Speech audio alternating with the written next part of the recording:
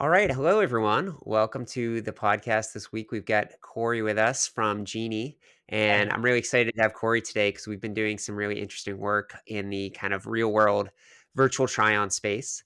I'm going to hand it to Cory to give an intro about himself and his company.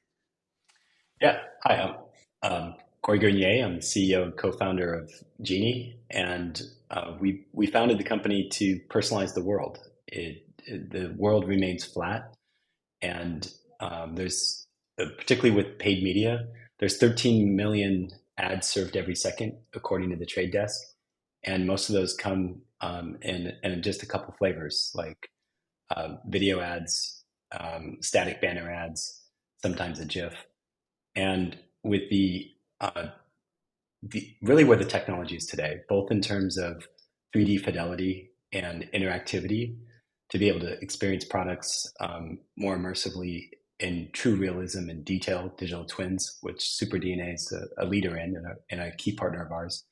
But also the ability to personalize an ad where um, the ad isn't about you. It transformatively, it is you. The ad is you. And so for the past 100 years or so, with the advent of media and photography and TV and video, we see other people experiencing the product, and we have to use a form of virtual reality to imagine what would it look like if I had that jacket, or I had that handbag, or sunglasses, or hat, or whatever accessory it might be. And with the technology and the speed and feeds of today, um, particularly web AI and 3D, you can tap and instantly experience the product even through a banner ad. And so our technologies with SuperDNA and Genie, we can see what a product would look like on any screen, and that can be mobile, desktop, laptop, digital out of home screen with a connected camera. All we need is a browser. We're web based. There's no app download. There's no friction, and so that's what we do today. Awesome. Thanks, Corey. Yeah, so you guys have really built your technology around this kind of skeletal and like human tracking. And I think there's some really impressive things that I've only seen in your virtual try-on solution, including like physics, right? So like earrings, for example, can kind of dangle when you shake your head. Do you want to talk a little bit about like the work that's gone into building that underlying technology? Yeah, I would. The reason why we focused on this problem, our technology could be used for a lot of things. Body tracking. It could be used for healthcare and even defense. There's many industrial applications, but we chose to focus on the body. We believe every body matters, and so many companies are chipping away at different aspects. Some will focus on only shoe try on, and they go really deep. Others, for many years, probably a decade, have been focused just on eyewear try on. And we really took the premise of, let's map the entire full body through the web, and then isolate different extremities. And so every single digit of the hand, every angle of the hand, every way you can articulate the hand, uh, the face, aspects of the face, um, in real time. And what it's if any element, latency of loading time, tracking accuracy, and ultimately where the rubber hits the road is the 3D model. If the 3D model is, let's say, rapidly generated using some system, or poorly animated, it is going to break the magic. One of the things where Genie, we tried to grant at least three wishes, and those wishes are usually speed, quality, and cost. And but there's other wishes, absolute realism, and particularly for the luxury brands that we serve. So there's a lot of there's so many.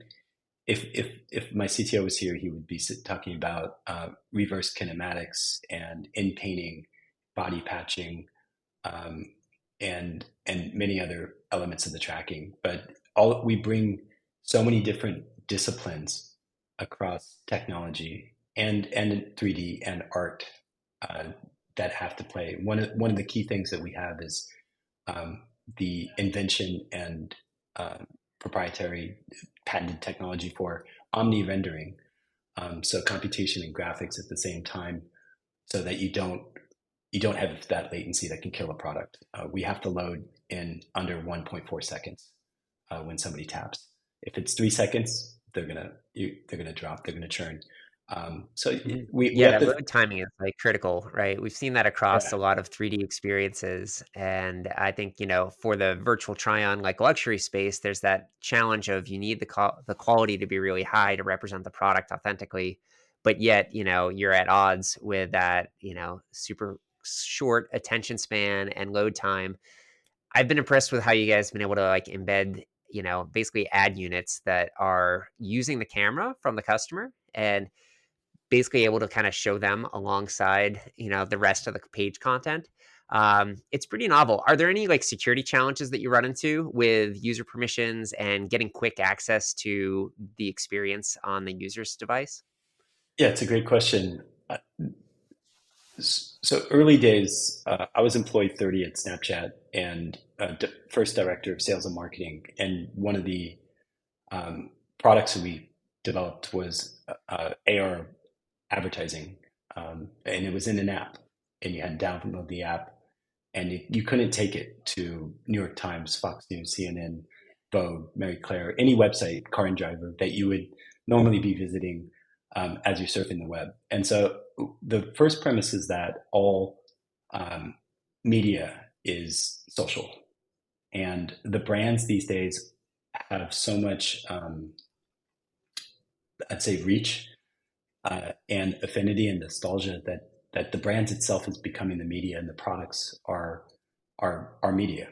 And the the privacy issue is as complex as to the adoption of these type of technologies, including virtual try-on, that are on the same level as the technology itself. And so what I mean by that is the probably the hardest challenge that we faced as a company was we knew that digital out-of-home screens, let's say in malls across America, but also across the world, many of these screens that went in 10 years ago have a camera, but the camera only tracks, um, let's say, specific events that a person walked by and how many people walked by. Did they see the ad? That's the only purpose that it serves. It had never It's been interesting. So the activated. cameras are The built in cameras exist. natively to just track that kind of like engagement Yeah. effectively, but they're And not they, being used in a more modern way.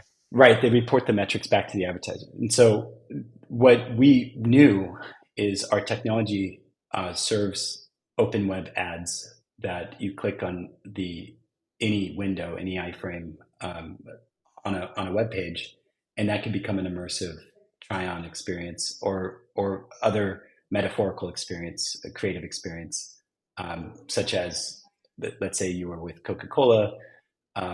You don't try on a Coke can, but you can dance with the Coca-Cola bear and have a video background. It can be snowing. There can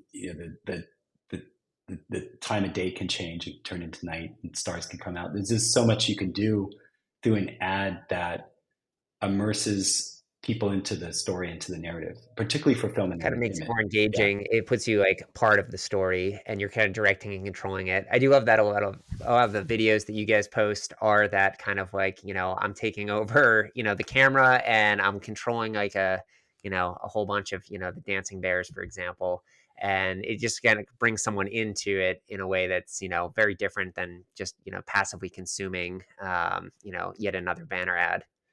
yeah, and so when we extend that to a connected screen with the browser, which is all we need plus a camera, and we know that there's screens, thousands of screens in every state and in almost every country that have big format screens that have connected cameras, and yet they're only doing one thing. Um, they're just tracking how many people walk by and reporting that to the brand advertisers ad buyer. So what what we thought was, well, our technology we can show from two vectors. One, we can show the hardware makers who made those screens, look, this can work. We can show the real estate companies that acquired those screens and operators, which could be a mall, an airport, whatever it may be, storefront, that we have this superpower that we can just bring to you and nothing needs to change technologically. You don't need to put a Mac in there. You don't need to download an app. It doesn't need to work on Android, iOS or Android app. It just works. Just like your ads are served on a browser through the web. And that's what we do. But what I found out was the privacy angle. So can you augment somebody without the permission? And people raise really important things that we wouldn't think about. Like if you were to, let's say we were advertising for a pork brand and we thought it would be fun to have a digital twin with a pig and you're dancing with a pig or turn you into a pig. If Hmm. from some backgrounds that might be offensive, um, do you have permission to do that without? Now you're not recording, you're not storing, you're not transmitting or sharing it that session. It's real time, but you have to think through some of those implications. But the other implication is, which is most important from a data privacy, GDPR, California privacy, is the biometric information. And there's biometric laws, harsh ones passed in Illinois and New York and other countries and states. And we work with Latham and Watkins privacy attorneys to really dive deep into what is the law. And what we found, um, and what Geenee's position is that uh, because we are client side processing, the try-on event happens on the GPU of the device you have. The device you have in your Right, so pocket, nothing's being the laptop. transmitted back to your Yeah, servers. There's no like way to, intercept that video content or do any other that's right. additional malicious things with it. Yeah. It's a one-way street, and because of that, we're able to serve when we go through security reviews, privacy reviews with companies and brands, and we demonstrate our data flows, our architecture, our legal diligence, and I'll just be open, and multi-million dollar insurance, cyber insurance that we have, then we've been able to overcome it. And I would say we're a leader in overcoming that. We have run ads through the trade desk. We've run ads on DV360. We've run ads at malls, and malls not just in the United States, but malls in Riyadh, as an example.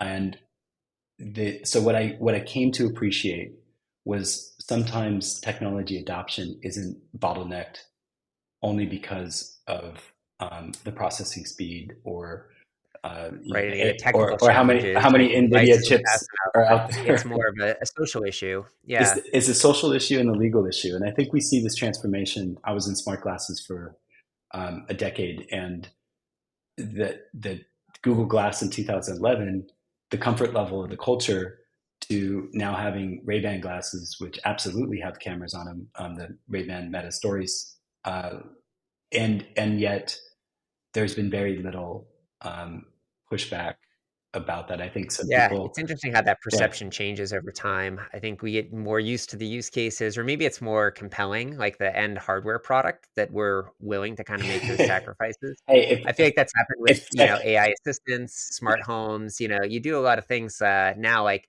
you wouldn't imagine, especially at the height of the Cold War, right? Like imagine like, oh, we're gonna have all these devices in our homes that are made by who knows who we have bugs recording everywhere. us like all the time, yeah, and you're paying for the privilege of like planting those bugs everywhere. So it's kind of funny how that mindset has changed, and it's a balance of we want the convenience, we want the functionality, we hopefully people understand the risks that come with utilizing different technology. But yeah, it's interesting how that perception in a relatively short period of time has changed, especially on the glasses side of things. Yeah, and so that's how we overcome our people. It's people, it's organizations, it's advertising platforms. They want to go deep into our privacy policy, and the existing language is always we collect biometric information for the purposes of this shopping event. We might store your data for 14 days. If you want to delete it, write to us. And so we don't furnish that. We say we have a disclaimer that says we're not collecting biometric information. This is not a video recording. We're not transmitting it on the cloud. And others may do that, and we don't track by default, we don't track anything. But if the brand itself wants to include tracking or a pixel or Google Analytics, then we will have we add a disclaimer for this is what Google Analytics is tracking or something like that. But it's not Mhm. Genie. Yeah. Genie's technology by default, vanilla, is not architected in any way to see who's on the other side of the camera. We can't tell is it male or female or because it doesn't recognize that. It recognizes detection points of a body in the most we believe in the most accurate way in the world in the market, and a lot of tens of millions of dollars in investment and engineering time and tens of thousands of hours have gone into refining those models, original neural networks, and it really comes down to math. I know, Mike, you're a technical person. People ask us how did we get the tracking. It's because it's so accurate. Is that the existing models, everyone for over probably almost 2 decades have been using OpenCV and just trying to refine models, refine, even in the biggest companies. And you really have to go back to basics, and it takes actually just hard math, like 7 geometries. And if you write neural networks based on original, purpose-driven, specialized um, application for the web, then you can get to a level of detail that you'll never be able to do by making kind of build upon improvements on something that's decades old. Yeah, you kinda had to go in and reinvent it. And actually, speaking of that, it's a good transition into kind of what types of products can people experience today, with your tracking technology, and what do you see kinda coming in the future? We already talked about a few product categories, but what would you say are kinda the bread and butter of today's experiences for brands, product categories? Let's start with that. Well, we track any pretty much any soft good apparel from hat to handbag, everything in between. Our technology powers all the virtual try-on for the second largest e-commerce application, Shein. Some might pronounce it Shane. And within that app, you can see that there's a lot of different things. The company has such a wide variety of SKUs, which includes sunglasses, pajamas, shorts, hoodies, earmuffs. And so we've working and often working with Super DNA for the 3D modeling of those items, to make it as accurate as it can be. So the jewelry is a strong market because for a couple of reasons. One, if you're going to make a high ASP, average sale price, sale online, the consumer really needs to have confidence, or the returns are going to be higher. They're just not going to purchase in the first place. And the Mhm, second yeah. part is the SKU has such a high price point and margin that these companies and luxury brands can invest in technologies that might be cost prohibitive for, say, a mom and pop sole proprietor shop on a Shopify. Um, and so we have to meet various spectrums of consumers. We have a Shopify app that starts at $99 that only serves certain product categories like eyewear, only serves eyewear, very cheap. And then you have other solutions that are going to be with the most advanced kind of functionality, feature sets, and so forth. And it's not a shop, might not be on a Shopify site.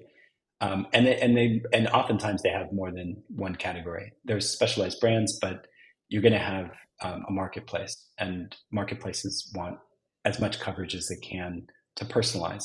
So one thing you didn't hear me say AR a lot on the call. AR is a feature. It's not really a product. I don't know that CMOs are waking up in the morning and be like, we need more AR today. I think Mhm, some of them yeah. have jumped into the AI. They do probably say we need to buy more AI. AI is Maybe, probably yeah, being maybe, discussed a lot just yeah, because it's so, on people's minds, like, I need to add this to my proposal for someone to look at it. yeah. We're at our core. Uh, we are a web AI technology because one of the foundational artificial intelligence um, uh, technologies is computer vision, and it has been since the dawn of robotics. And so, at our core, we inherently are a AI company and went through the web, so it's a web AI company. And we do leverage augmented reality to give people as close as possible a virtual fitting room experience that can be so much more. And what I mean by that is the background doesn't have to be your wall or your bedroom. It can be a scene of, if you're trying on, let's say, Monaco glasses, we can put you in Monaco in real time and with a video background plus the product. So there's a missed opportunity with every brand that's not telling the the product story in context to where you can use it. Can you use this in Aspen? Can you use it in the desert?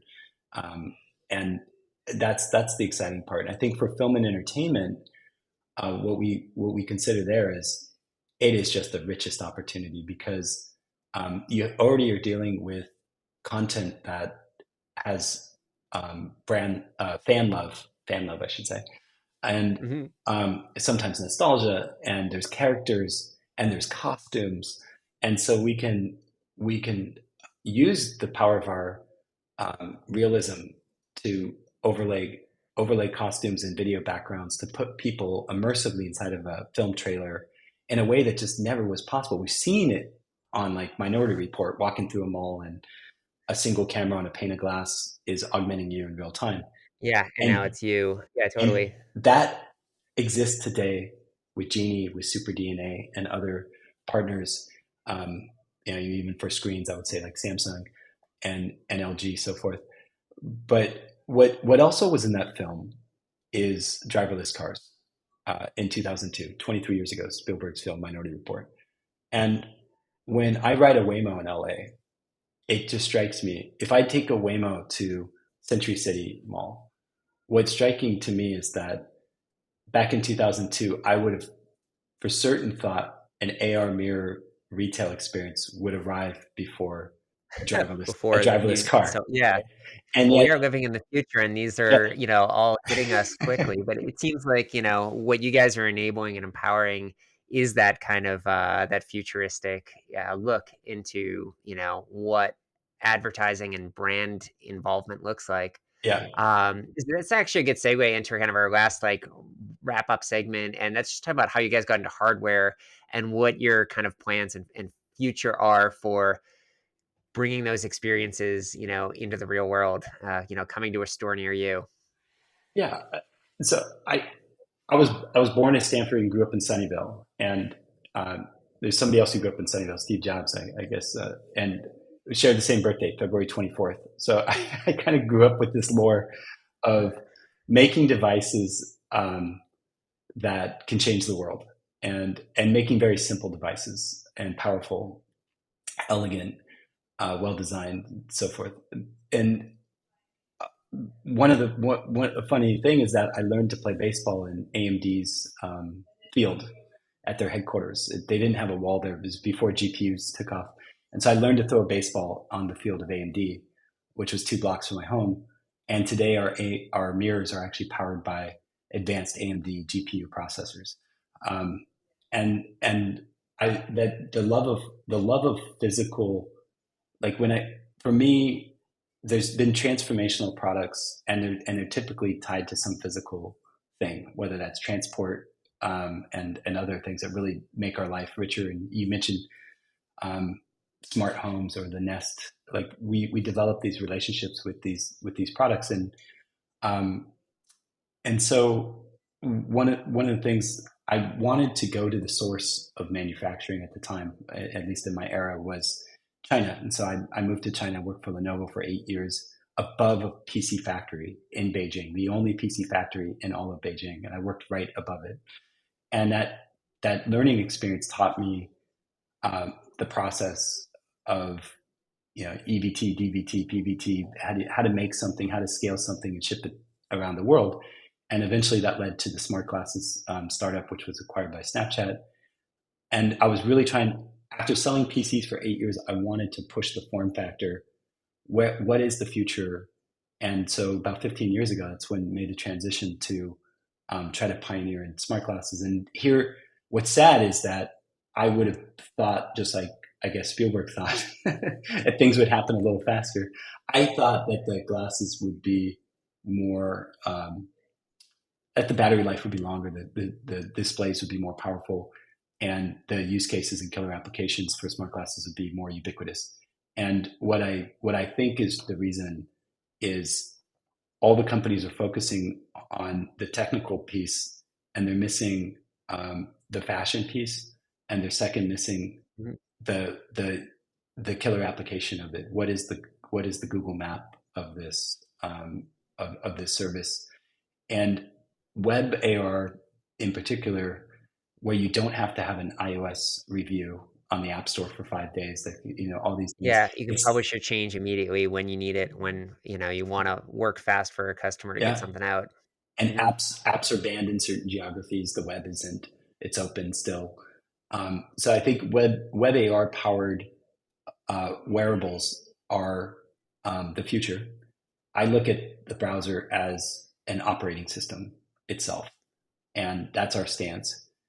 It's only going to become more and more powerful. There's web neural networks which are being developed, which could give you way more 300% increase in performance and compute through the web.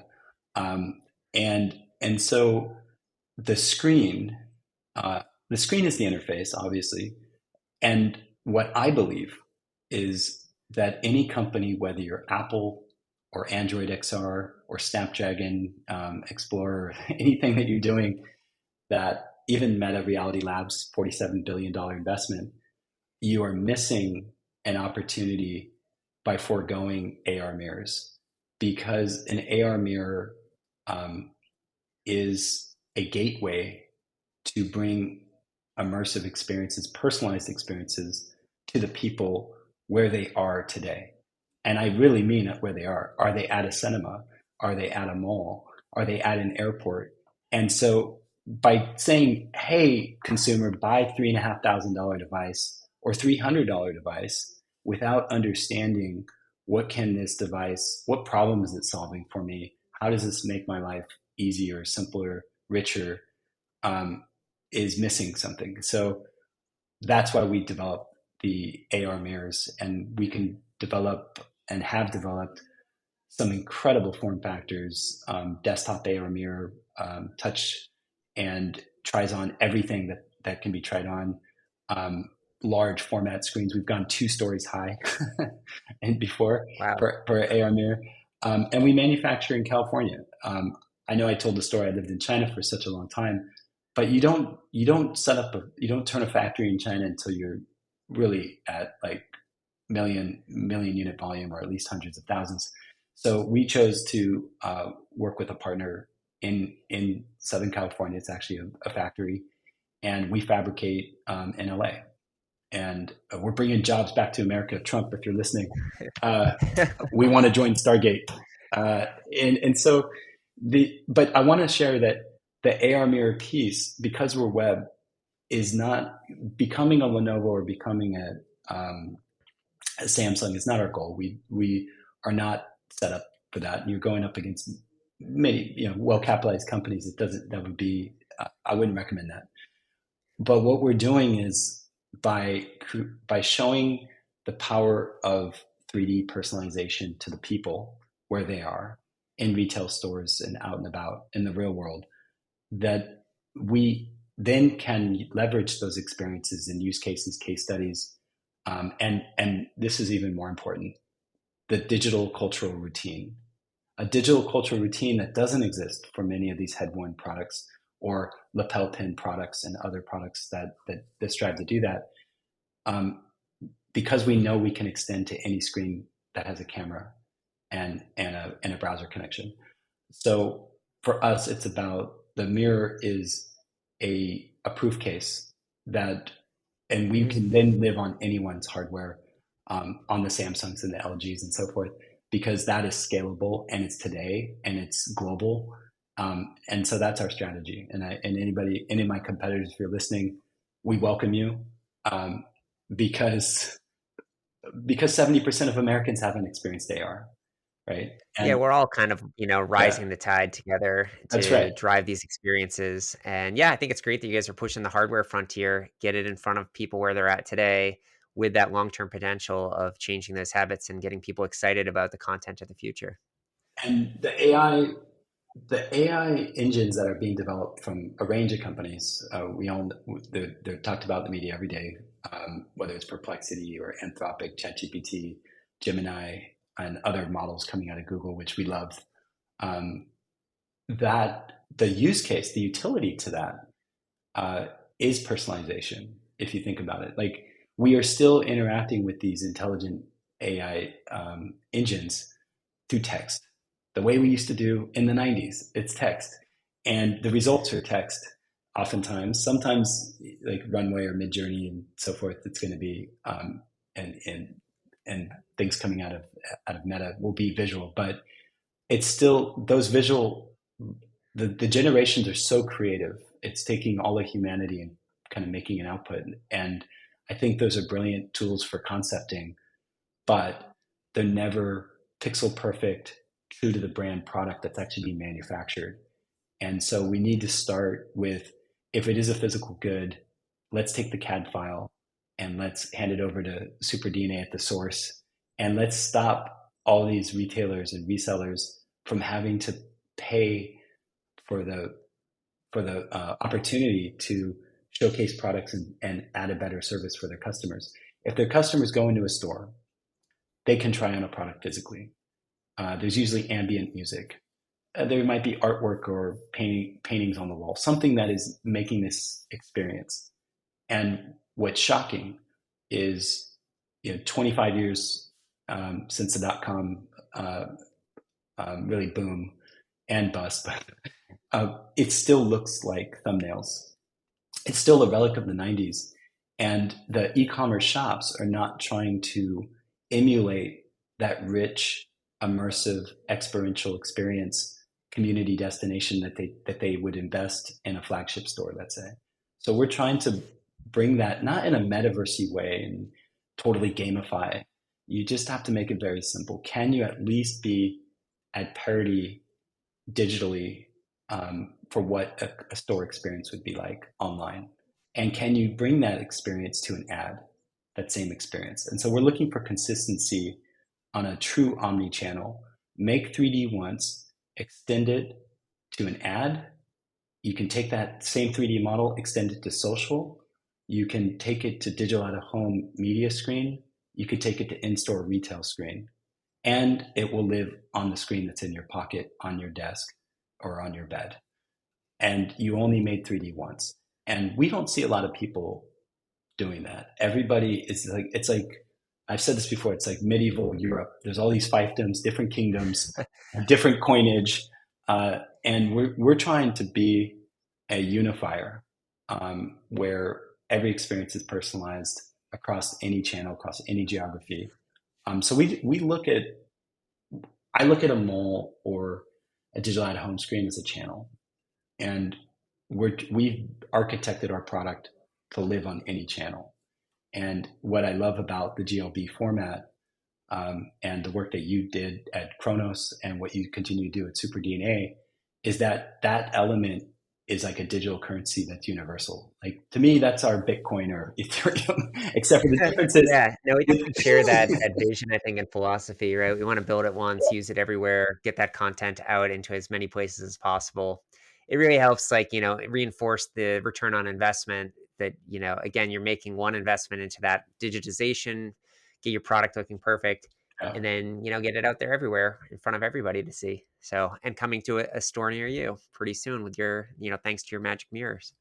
And there's some really cutting edge brands that are in a state of reformation, innovation, like BF Brands out of Denver, which has some amazing portfolio that we love, like Vans and the North Face, and I think they're really looking at how do you a lot of in the past a lot of focus has been if somebody's in my store, can they try on all these things? They can, and we do, but you can have it in this aisle, but that's kind of a Me Too thing. You're adding to something that already exists. Like you can physically try on, and about 20% of people now after COVID don't want to try on. They don't want to go into the fitting room. So maybe that 20%, one out of five, we can better serve. But I would say visionary brands like VF are thinking, how how could this mirror be outward facing for the high street as people are walking by? Let's say it's London and it's raining out and it's cold, the Thames is blowing, and I'm in a hoodie, but I walk by and I'm in a North Face winter jacket or a mountain jacket, and it's on me, and I that looks warm, and Yeah. I go into the store and I buy it, and I come out a happy customer, and so if I see it on a mannequin or I see it on a celebrity, maybe I can try to do that virtual imagination that well, but when I see it on me, and even if there's like a Yeah, there's glowing like nothing like that, right? it's To like see it's it like on a yourself heat and bring it map to life. around you. You feel like you're at a fireplace, and you're like, that is a lot better than being out here, um, in Piccadilly Circus cold. And so that's the power of 3D. That's the power of personalization, and we're on a mission to bring that to the people. I love it. That's a good warm thought to kinda close it up, on a cold January day. But, I appreciate, the time today, Corey. This is a great segment. We'll get it out to the world and look forward to, tuning in next week. Thanks, Awesome. everybody. Thanks, Mike.